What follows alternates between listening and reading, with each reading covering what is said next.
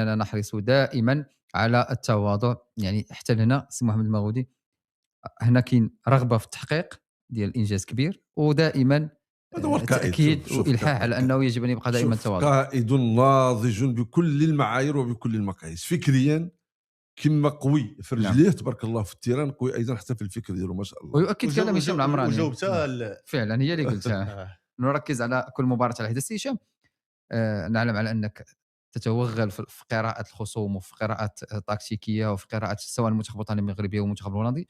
شنو نقاط قوة منتخب هولندا؟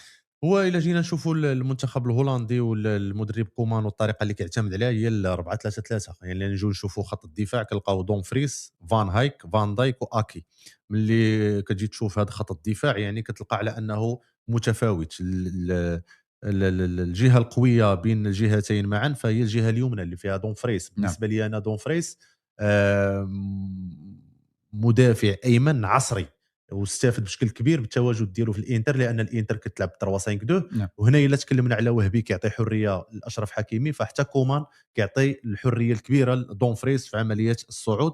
من ثم ممكن لان الجناح كيتحول المهاجم الثاني. اغلبيه ديال الهجمات واغلبيه ديال لانيماسيون اوفونسيف ديال المنتخب الهولندي كتمشي للجهه اليمنى، وهذا الدور ديال المزراوي نعم. اللي قلنا ليه على انه ديك الجهه اليسرى مسجله ومحفظه بسميتو، فاليوم حتى هو عنده واحد الدور مهم في هذيك الجهه في الحد من الخطوره ديال الصعود ديال دون فريس.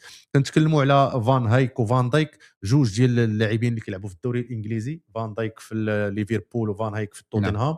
لاعبين اللي عندهم قامه طويله، عندهم هذيك لا ليكتور دو جو في التغطيه، لاعبين اللي كيغطيو المساحه، خصوصا لانهم كنعرفوا الصعود ديال الظهير الايمن.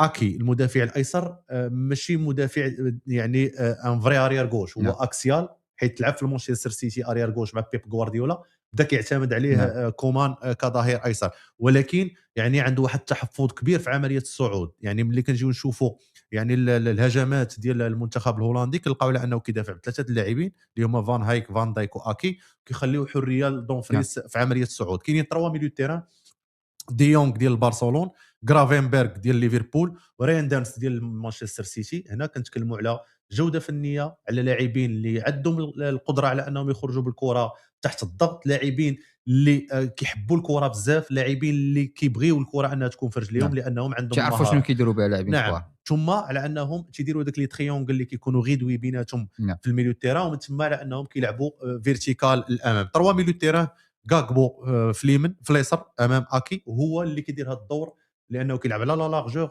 دائما ما كيفتح الملعب، لان الصعود ديال اكي كيكون منعدم لانه ما كيطلعش بزاف باش كيبقى في التامين نعم. الدفاعي مع قلوب الدفاع. دونك العمل الهجومي الكبير كيديروا كاكبو. هنا اللي تكلمنا عليها قبيله، الا صعد اشرف حكيمي مفروض على انه التغطيه تكون بشكل دقيق وشكل صحيح، لا من اللاعب بوعدي او لا من اللاعب عيسى ديوب نعم. اللي كيكون تما في هذاك الكوتي دروا.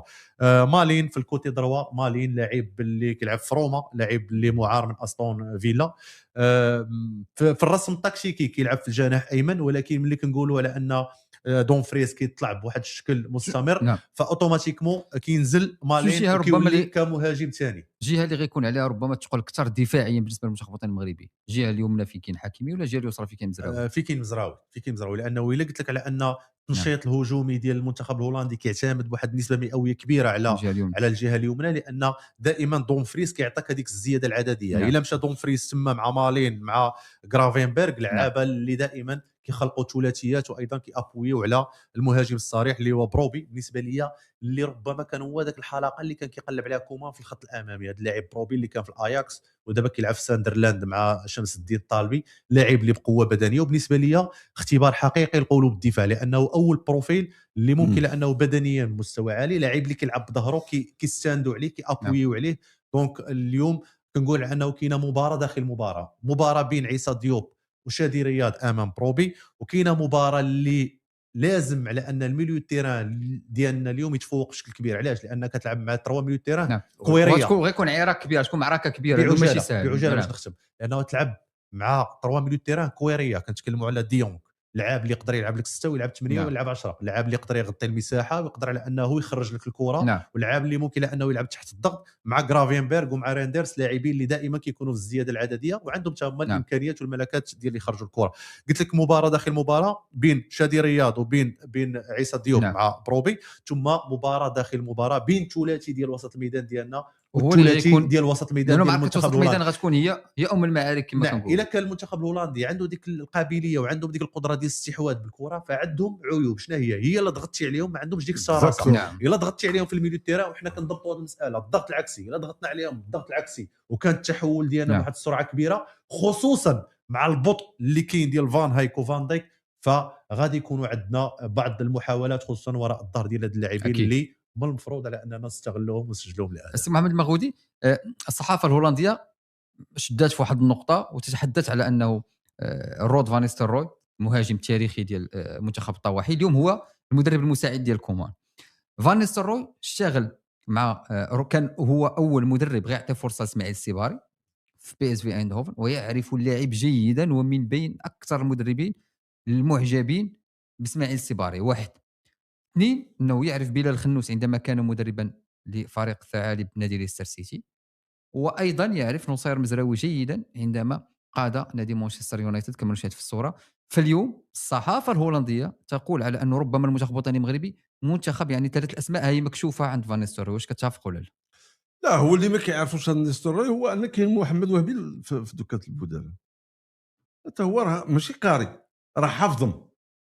ما تحط له الامتحان يجيب 10 على 10. شكون يعني في الطاقم الفني؟ محمد وهبي محمد راه وهبي. حافظ ايضا المنتخب المنافس، نعم. راه عارف فين كاين نقاط القوه ديالهم، فين كاين نقاط الضعف ديالهم، ولاعب هاد اللاعبين اللي كانوا يدربوا مع هاد السيد واش ما تطوروش، ما تدربوش مع مدربين اخر، المستوى ديالهم ما طلعش. راه السيباري راه دابا راه غادي للبايرن ميونخ. نعم.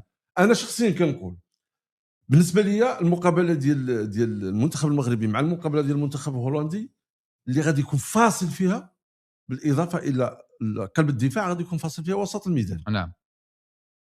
انا بالنسبه لي اللاعبين اللي عندنا في وسط الميدان انا مرتاح لهم، اللهم الا، ولكن على اساس ان كاين بوعدي، ما كاينش شي واحد اخر، على اساس ان كاين بوعدي ماشي شي واحد اخر، يعني بمعنى انه لاعب. يعني ما عندكش ثقه في اللاعبين الاخرين؟ لا، النائل العينوي ما كنناقشوش، لا، اللي يكون مكان بوعدي. ما كاين حتى واحد. بالنسبه لي خاص يكون هو اللي كاين، اللي هو اللي عنده القدره اللي يدافع حتى الى جانب ديوب. يعني ما عندكش ثقه في سفيان مرابط؟ لا واضح.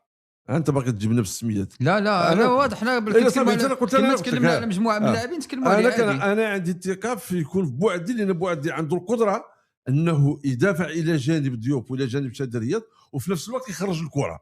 نعم. هذا عندي الثقه. انا بالنسبه لي فيما يخص المزراوي ما عنديش كرام في هذا الشيء، يعني غادي يكون ديك مركز الامان والطمانينه. نعم. الله يحفظه. في نفس الوقت هاد الستوري اللي كيقول لك راه كيعرف السيباري وكيعرف بلال خنوس، انا نشوف كيفاش غادي يعرف ليهم، لان هاد الوليدات راه طوروا المستوى ديالهم بزاف وبزاف، خاصه منين بلال خنوس خرج من الدوري الهولندي، وخاصه حتى السيباري ملي يبقى في الدوري الهولندي راه طور المستوى ديالو عالي بشكل كبير. نعم. راه حنا شايفين واحد اللقطه، راه حتى حنا الجمهور المغربي كيعاود واحد اللقطه بين ديك المدافع ديال هولندا مع السيباري، راه دوزها لي بالرجل. انا ما عنديش كاع هذا الشك. انا اللي عندي الان كنقول وسط الميدان يدير الدور ديالو المهم والاساسي في البناء وفي المحاصره للاعبين ديال الفريق ديال هولندا، وكنقول ان بوعدي خصو يكون باش يكون افضل سندي لديوب والشاد رياض. ما تبقى انا ما نخلعش منه كاع. واخا قبل ما نمشيو للامور الفنيه عند السي العمراني، نرجع معك غير في نقطه اخرى. اليوم الجماهير الهولنديه ربما تخطف الانظار في هذا كاس العالم.